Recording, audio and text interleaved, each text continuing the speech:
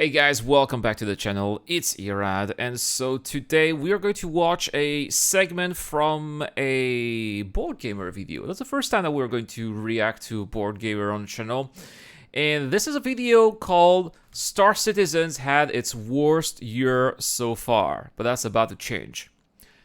Now, I think there's a little bit of clickbait in this title, but I think that we can all agree that it's been rough. It hasn't been the best year. I'm not sure if it's the worst year. I still remember 2017. But it's not a great year either. So let's listen to BoredGamer. I think Zinnia will be there as well. And let's see what they have to say about the live this server, year. except they run additional testing on it. But the counter argument there is, I don't think enough people would use that because they're not going to have their stuff copied across and persist between patches as often. I just wanted people to be aware of that. Clampim sometimes run these little tests. Now, talking about terrible servers and everything There exploding. we go. So all about so servers. far. So this is the sort of main thing I wanted to focus on this episode. And I think they're showing the Xenothread event here. 6-ish months of Star Citizen this year, because that's how time works. Oh, that's his audio, Yes, it's now the Oscar. 7th month. Yeah, it's already at the 7th month, so we've maximum. had I about cannot 6 make months. it. And we've had a terrible time with 3.18 and the start of 3.19. That's true. That's been 3.18 has been, I don't know about you guys, let me know in the comment section down below, how was your experience with 3.18?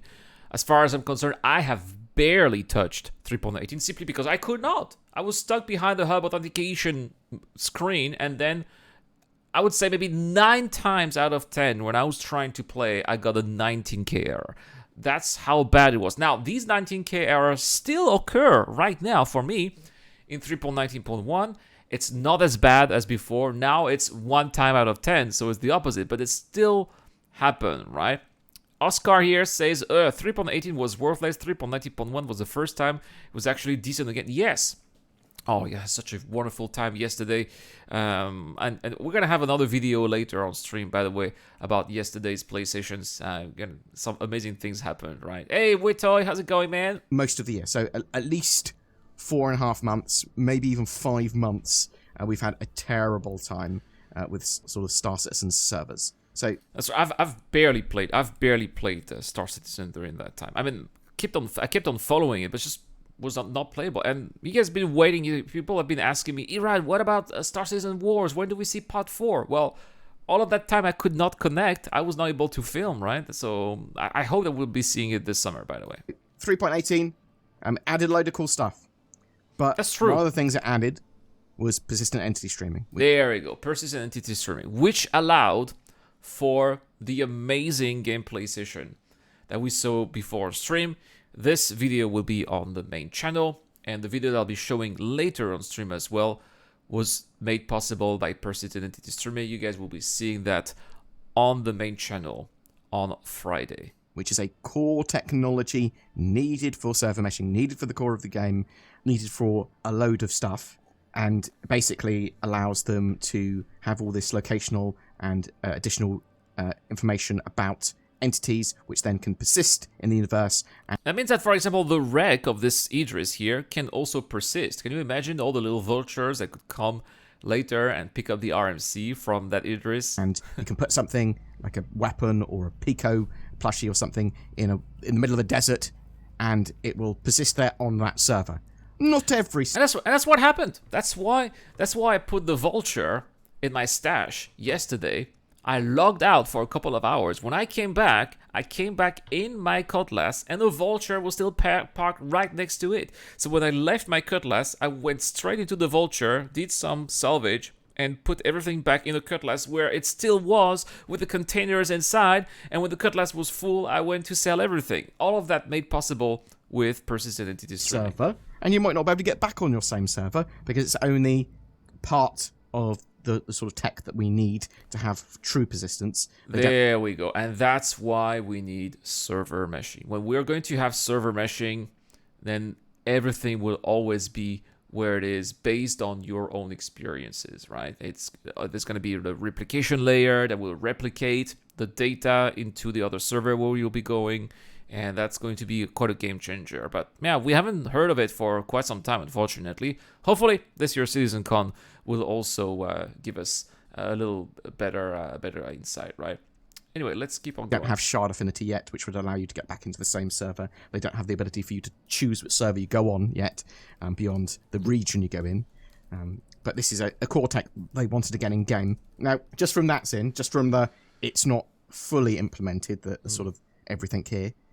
Do you think they should have put it in 3.18? Do you think it was like necessary, or do you think, well, maybe they should have waited until they had Shard Affinity or things that meant we could have actually seen persistent entity streaming? No, at some point you've got to put the technology available for players, right? It's it's been 7 years in development, as Oscar says, right? It's at some point you've got to let players experience it, give some feedback, and see if it works or not. And that's why we've seen this difference between the PTU and the live servers. It's if they had not done that, if they had waited further, it would have been even worse, right? Because they would have kept developing this technology without the player feedback, without the try of reality. More in practice. I think they need to start somewhere. Yep. And if they keep putting things off and waiting for other things, stuff might never get sorted. If you know what I mean. Yeah, they need to iterate and iron on these things as exactly. well. I think that's fair. They're getting this. This caused so many problems with all the servers. Like in the persistent, when it was in the PTU, when it was in testing, it seemed to work pretty well. There you go. As they put it to live, everything exploded and stayed exploded for about 3.5, 4 months, maybe even sort of 5 months-ish. And I think that, and this is something that I've said multiple times, one of the reasons why we could not predict or why it went south this way is because there are no incentives to play in the PTU. Apart from testing the novelties, people are going to be trying the new things in the PTU for a couple of days, but then the only people who will stay in the PTU are those who are the hardcore followers, who are really into the project, who do enjoy the testing process. These are the people who are going to stay and come back every time. But that is an overwhelmingly small minority. I know it's an oxymoron, right? It's a very small minority. Now that's a pleonasm. It's a tiny minority that's going to do that. If you want more people to play in the PTU regularly, you've got to give incentives, financial incentives. Give. For every hour that's spent in the PTU, give players 10,000 of a UEC. I guarantee that if CIG does that, there will be a ton of people playing the PTU, especially when it's going to be open PTU. And then they will be collecting a ton of data. And that is how they're going to avoid the messy launch that Star Citizen Alpha 3.18 was. Until they do that, it's not going to work. Right now, they do have incentives. They only give incentives to the guys, the most time spent, the most kills, the most this. Yeah, so basically you're rewarding 10 players. You're rewarding the 10 most hardcore players. But that's not going to entice people like me. My time is very limited. Every day, maybe, if I'm lucky to have 2 hours a day to play Star Citizen, I'm lucky. People like me, whose times are limited, we want to have some fun. You know, we're not testers simply because we don't have the time. So the incentives that CIG have given for 3.18 PTUs, they're not going to entice people like me to play in the PTU more regularly. And that's a problem. That's why I believe 10,000 alpha UEC per hour, you'll have a ton of people playing the PTU, get a ton of data, and we're not going to have messy launches again like we had with 3.18. And they sort of dialed persistent entity streaming back, and they tweaked it, and they've got it in a much better place now. Still causing some issues, admittedly, but a few, but it's not nearly as bad as how it was. 3.18. Oh, great stuff in it, except for you couldn't play the game. Just server degradation, 30Ks. I love what you said here. Great stuff, but you couldn't play the game. Yep, that is very well said. Loads of random little bugs. Yeah, it was a pretty bad time for Star Citizen specifically. Yeah, Woodtoy here has got a very good point. Most of the time on 3.18.1 in the PU, there were active events like Xenothreat and stuff, and it killed the experience. Yeah, that's also true. That's also true. There's lots of 30Ks, low server frame rate. It was so bad. Universe. We did get rivers, which were very pretty. Oh. Yeah, except that the rivers are nowhere. They're nowhere interesting. There's nothing around the rivers. Have you guys seen... Do you guys actually see rivers when you do your activities in the verse? Like, they could have put the rivers near, you know, points of interest, near derelict outposts, near actual outposts, near landing zones. No. No, I've never seen any river. The only river I've seen was the very first one of Macrotech, because it was a novelty, and even when I did that, I got griefed by people who were waiting for tourists like me and just killing tourists. And that's how it was, right? Yeah, Oscar, most people don't even have a couple of hours per day. Just give them a few buyback tokens for those who want to. Let them choose all the cash or ships that they earn in the PTU. And don't make them feel like they lose the progress that they have made by trying out the PTU. Exactly, Oscar. We had the cargo refactor, well, the start of the cargo refactor anyway. Yeah, which sorry, because we're allows us still to missing treat cargo in cargo different ways and have elevators, right? commodities as actually cargo that you can take with the tractor beam tool rather than just sort of more of a static Gonna see that block. later, by the way. There were loads of point of interest and area updates with the Siege of Orison platforms opening up as missions, Security Post Korea getting a big update, Prisons getting a big update. We had salvage gameplay. Oh, yesterday. Guys, I wished... Nobody answered the call yesterday. I was so unfortunate. Yesterday, when I was playing, there were some dudes who actually controlled SPK. I saw the mission, retake SPK. I was like, oh yeah, cool, let's go. And then I look at the amount of players that need to be killed, and it said 13. It was like an entire org that came to SPK and literally controlled the station. I went there out of curiosity. There were ships everywhere. There were ships everywhere, and I was there with a little vulture, right? And even when I was a vulture, I already started seeing missiles, lots of missiles coming towards me. I was like, okay, I'm making a run for it. I'm out of there, right? And these people, they were there to, of course, take some of the contraband that you could pick up there. And yeah, it was very interesting. The gameplay is genuinely good.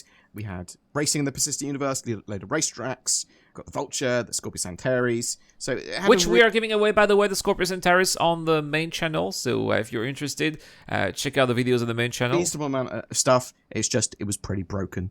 Then we had 3.19, and that fixed a lot of stuff, but still had problems with persistent entity streaming and the sort of launch of that patch. Now 3.19, I had some issues. The game ended up freezing my computer.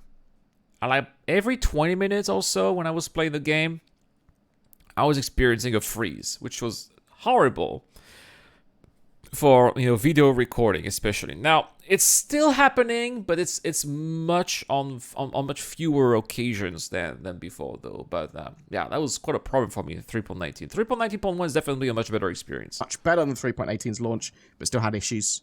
Lawful 2.0, that big cityscape. What did you think of that, Sin? What did you think of that? This one looks so nice. Yeah, it is very pretty. My frame rate, the first time I went there, went to very low. Yeah, same. About 15 FPS. Not really a lot. Now, the other thing with the new Lorville is that the pollution cloud is so thick that you're descending as like, where am I going? I can't see anything. You got to use the radar to eventually have an idea of where the buildings are. And then finally, when it clears out, you're like just in front of the CBD. And you have to make an evasive maneuver to not crash. It's that impressive. You gotta be super careful when you're descending to Lorville now. Mm-hmm. But they seem to have improved that significantly as well. I need to make you play through the tutorial at some point as well. Oh, a commercial. Gonna have to edit this out. It will come back. Have you guys tried the tutorial, by the way? I've never tried the tutorial. I don't know if I want to. It's only like 20 minutes. It's just so you can have an idea of exactly what it is and what it does and why you would. Oh, I know what I can do. Oh, it's too short. The tutorial is too short, Oscar. Well, actually, this summer I'm going to go see my family back home in Brittany, and I bought an account for my dad. So I'm gonna make my dad play Star Citizen, and I'll make him play the tutorial, and maybe I'll make a video out of it. I'll see if he's interested or not. Want to do it? Why you would? You guys want to see that? Would you guys be interested in seeing my dad, who's 60, How old is my dad? 67. My dad is 67. Would you be interested in seeing if a 67-year-old man can learn to play Star Citizen with a tutorial? I think he can. I think he can do it. He's very smart. He's very bright. He'll be able to make it. Plus, he likes these kind of games. But he's never played Star Citizen, so I'm really interested in seeing if the tutorial is going to work. Wouldn't want to do it. So this is at Area 18. It's strange that it's not at Lorville, right? Seeing that Lorville's been updated. Yeah. And Area 18 very much, and the whole of that planet really needs the same it's sort learn of to eat, update call a that ship, go to Lorville Beijing had, and done. kind of. That's all you need to do. Because it's older city tech. Salvage missions, so actually expand that salvage gameplay a lot more with salvage missions. Oh, yes, those salvage missions. Detach. Oh, we can make so much money now with the salvage missions. Now, not necessarily with moles, especially those regular salvage missions. You got to pay up front. It's really a lot of money that you're paying up front. It's much better with illegal salvage. Ability with the tractor beam tool, and a refinement of what cargo you could find on ships. So you can blow up a ship, there's cargo on board. That's pretty cool. And I suppose we sort of didn't really talk about this, but that they've also, during that time, they allowed for you to blow up ships and survive on a blown up ship. Yeah, that is the soft death mechanic. Them or whatever. There's soft deaths. Now, soft death, one of the best features that's been so far, in my opinion, because... Oh, I love soft death. Especially, I've been in many occasions where I've been shot down, but the ship was not destroyed, was in soft death, and because of the gravity, I was slowly falling to the surface of wherever I was going, and quite a few times I was able to jump out of the ship just before it was crash landing and it blowing up and survive. And that is what soft death has allowed. Absolutely fantastic. That, combined with some of the cargo refactor and the salvage stuff, allows you to then go on board a ship and loot its cargo, bring it back. People can request service beacons to get rescued as well, because they're not killed when their ship explodes unless their ship gets blown up again. And you can loot all their components, well, not all their components, but a lot of their components. Yeah, but those cargo pods here, they're empty. I've already tried to figure it out here. There's nothing inside. And the weapons as well, ripping them off and then attaching them. And to they're so ship. big, actually. So a load of really cool stuff there. We had the Fury and the Lynx in 3.19 as well. I just really enjoy treasure hunting. What do you think of the whole sort of cargo looting experience? I mean, it's a bit hit and miss, really. For me, this is the best feature added in Star Citizen in a long time. When you're going out there, you're exploring, you don't know what to find, you see a signal, you're curious, and then, it's an MSR. And then you go closer, you scan, and say, oh my gosh, it's got 60 SCU of drugs inside. There's no more exciting feeling than this when you're playing Star Citizen. Something that you're going to see right after we react to this video, by the way. You're going to see what happened yesterday to me in Star Citizen. It was so amazing. This is coming up on the main YouTube channel, by the way, on Friday. Yeah. You might spend time trying to get cargo and looting ships and stuff, and actually... Yeah, you can use them on the there's not an awful Prosby, lot on there. that's true, but you need to have a Prosby around. Some of the larger scale sort of salvage missions that you can buy, because you basically buy the location of salvage, there's quite a bit of cargo there, and you can find some much rarer cargo sometimes. If you don't mind... No, there's not quite a bit. The most I've found recently was 5 SCU. That's not quite a bit. It used to be quite a bit. Probably best off trying to find people who are hauling cargo, scan them down and know exactly what they've got, and then work out whether it's worth your time. Yeah, I mean, piracy has been legitimized over the last few patches because of the ability to soft death a ship, so you can blow it up, then you can go on board, and you can loot it more readily. And I think that's pretty awesome, because those people can then defend their ship, they can call in service beacons, they've got a load of additional gameplay, which they didn't really put as part of the patches that have sort of turned up, making the game a lot more fleshed out and sort of ready for bounty hunting and even more of a cargo refactor and stuff like that, hopefully. Yeah, they can put out a combat beacon, but the pirate can pick up the combat beacon as well, so that's where there is a little of an issue there. Potentially coming in 3.20 or at least later this year. They turned off the Siege of Orison, the platform missions around Orison for 3.19. I'm not sure if you're aware of that. Yeah, I am. Yeah, there's an FPS. There's an FPS mission about that. We haven't been doing that content, which is some of my favourite. Yeah, because they turned it off. lot of people were complaining about too many dynamic events. So Cloud Imperium constantly ran sort of things like jumped out all the time. and Jump It's too Town much. and all this sort of stuff. They need to bring back the Nine Tails lockdown. I've said that so many times now. The Nine Tails lockdown would be amazing in 3.19.1 because of persistent entity streaming and because of the cargo refactor, and we will be able to loot the packages, not the packages, but the containers of medical supplies, steal them, sell them somewhere else. And of course, if you're a lawful pilot, then you would have to hire escort to make sure that pirates don't steal your medical supplies. It would be a whole new dynamics here for this dynamic event if we could have it back. But I think I saw in the monthly report that they're actually working on an updated version or a new version of the Ninetales lockdown or something inspired by the Ninetales lockdown. So maybe that's why we haven't seen it yet, or we haven't seen its return, because it looks like, at least according to the monthly report, that they are working on something else, which was causing problems with desync, problems with invisible players, problems with loads of other little sort of look at how big the Badger Repeater is get overburned compared to and the cargo hold of the Vulture and stuff like that. So when events are running, often they cause loads of issues for people, and they were running events lots during periods where the game had looked like it was getting better, like the servers more stable, and then they were like, "Ha! Get wrecked, son! You're not allowed to have stable servers."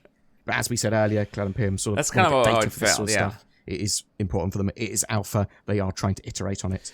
Yeah, I would tell. It feels like it's always combat. So one of the good and bad right? things is persistent entity streaming, because it needed to be done and implemented, but it caused so many problems for the actual playability and accessibility of the game. And we're still having problems with elevators and trams now. That's one of the things that persistent entity streaming seems to have caused, or at least the servers. But Cloud Imperium looked to be testing lots of things in Evocati. I almost revealed some Evocati secrets there, and I realised I shouldn't. They actually, well, I know what BoredGamer wants to say here. They're testing 200 players per server now. That's what they're testing. I'm not an Evocati. I can say it. I know it. I know that's what it is. 200. We made a video about it on the channel, right? Apparently, according to what I heard, it was a mixed bag. Sometimes it worked well, sometimes it did not at all. So, but I'm sure that the CIG were able to collect some really interesting data here. And who knows, maybe this year they'll be able to figure it out. And maybe we can, maybe not 200, but maybe they'll up the threshold to 150, 175, who knows. But good stuff. Salvage and treasure hunting, as I said, I think that was genuinely great sort of addition. The legitimacy of piracy is a lot more interesting gameplay. Got Lorville 2.0, that city looks fan. There's going to be a lot of piracy with 200 people per server, Oscar. I think that you are totally right there. And now, 3.19.1, genuinely in a very good place. But when they've been running Jump Town, there are invisible players, there is desync, there's still desync in game, there's still a few dozen annoying bugs that happen in Star Citizen. It is alpha. How do you feel about 3.19.1 and how far they've come to date? Do you think they've done good, or do you think they've done, well, actually, most of the year was terrible? I think that compared to what we've seen so far, 3.19.1 is definitely much more playable. It's much more enjoyable. We can do things in a game. We can have long sessions without being interrupted by 30Ks. 30Ks still happen, of course, but it's also possible to be in a server where the server is going to survive for sometimes several days, actually. Sometimes several days. So that's definitely an improvement. Frame rates is also better. There isn't as much hiccup as there used to be as well in previous versions of the game. So mining is also working. I have no more freezes, or very, very rare freezes compared to how I used to have freezes before, which I had to reboot the computer after that. So it's definitely a much better experience. Forms of sort of accessibility and playability for Star Citizen. Yeah, they started off pretty terrible. But they have redeemed themselves. Or rather redeemed the game. It is in a much better place now. And I think there will be By the way, things this where is they why have I to never loot essentially guns. trip up and stumble and pick themselves back up again in order to get it right. Yeah, it's not as if they pretended anything. Like, they said that the persistent entity stream was going to cause problems, and they're very honest about, we broke it. Sorry. Yeah. Okay. So here, piracy is the real issue right now because there's no profit in trading to higher up escorts or protection. So it's going to be 2 to 5 people with QT lock ships versus a single noob suit. And it's not like he can protect the ship himself. I kind of disagree, Oscar.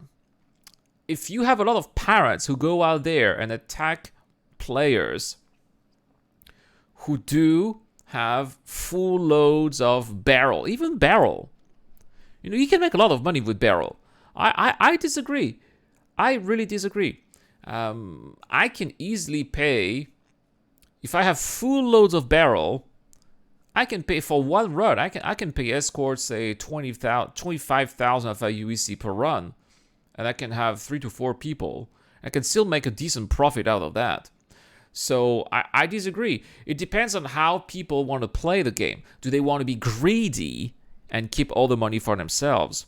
Or do they want to make a little less money but have more fun and share the experience with other people? It's up to how players decide to play the game.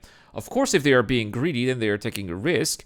And well, with great risk come great rewards, or also come great penalties too. And that's where piracy may come in place there. I suppose that moves on to, well, actually, 3.19.1 is a good place and a good platform. But yes, with 200 players per server, I'm pretty sure that pirates would be more interested in, blocking the trade lanes, especially between Microtech and Hurston. There's this one, right? Trading some, you get a lot of barrel on Microtech, you sell it on Hurston.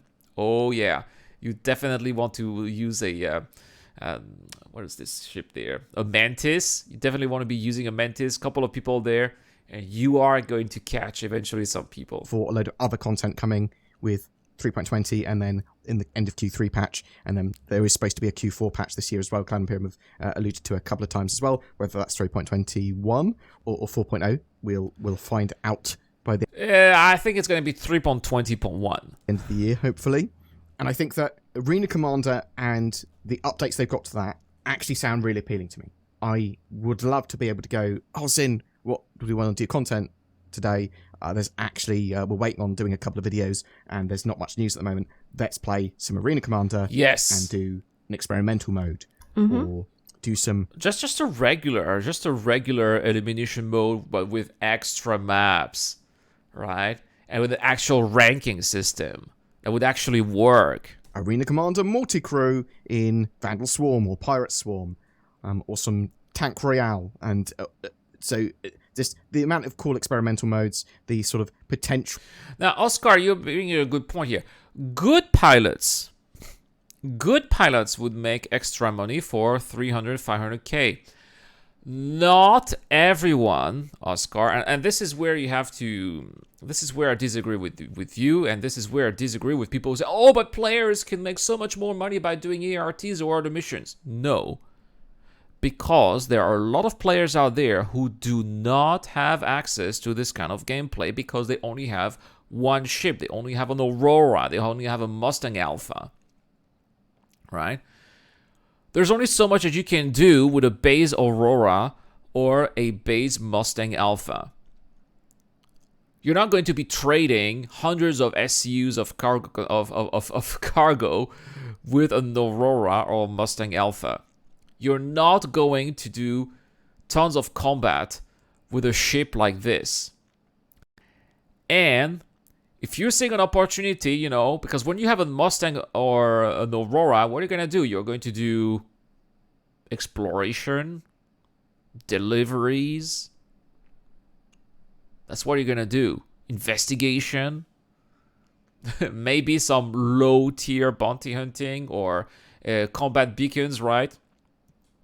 So wait a second, Oscar. Wait. Of course, if they are using their Aurora, they're going to get squashed. But if they are using the turret of the ship, if they're acting as security on board the ship or in the turret, and if they have guns, then they got a fair chance of surviving. Sure, they're not going to be the best crew. Sure, they're not going to be the most skilled players. But, some of those turrets in those ships, they got, size 4, size 5. Some of those turrets can make a lot of damage on pirates, right? You are a pirate team. You're going to attack, say, a Karak, for example. A fully loaded Karak. But the Karak has got, in addition to the pilot, the Karak's got 3 manned turrets. gonna have to be really careful, right? Because you got those 3 turrets locking down on one enemy. That ship, even if it's a small fighter, if they make one mistake, they're gone.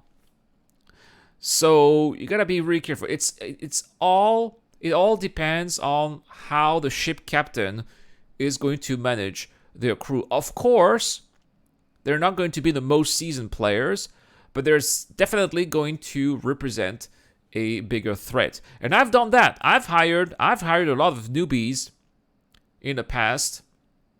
In my ships, when I was training, we didn't meet players, unfortunately. We only met NPCs, but it was a lot of fun. They learned a lot, and they said, it was a much better experience than just trying out the verse alone in my little ship, and thank you so much, right?